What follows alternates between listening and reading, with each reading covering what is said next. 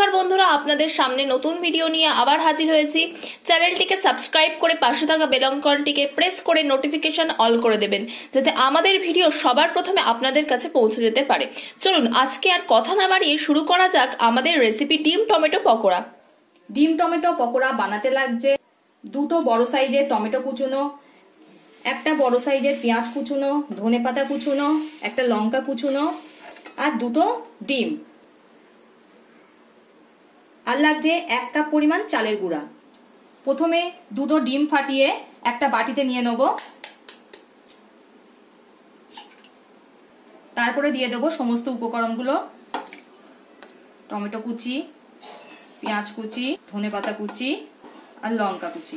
এতে দিয়ে দেবো 1/2 চামচ বেকিং পাউডার, পরিমাণে হলুদ, পরিমাণ মতো লবণ আর দিয়ে দেবো চালের গুঁড়া 1 কাপ। এই সমস্ত কিছুকে অল্প করে করে জল দিয়ে মেখে নেব।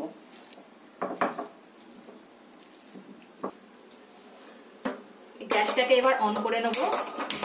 কড়াটা গরম হয়ে গিয়েছে, এতে দিয়ে দেবো সাদা তেল। তেলটা আমার গরম হয়ে গিয়েছে, এবার এই মিশ্রণটাকে তেলের মধ্যে দিয়ে দেবো।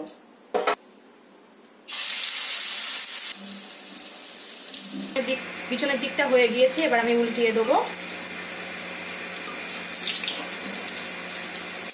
হয়ে গিয়েছে, এবার আমি নামিয়ে নেব।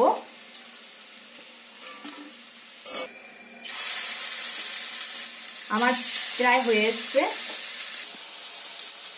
সব ভাজা হয়ে গিয়েছে, এবার আমি নামিয়ে নেব। আমার ডিম টমেটো পকোড়া তৈরি হয়ে গিয়েছে। ভিডিওটা ভালো লাগলে লাইক এবং শেয়ার করে দেবেন এবং কমেন্ট করে জানাবেন আপনাদের মতামত।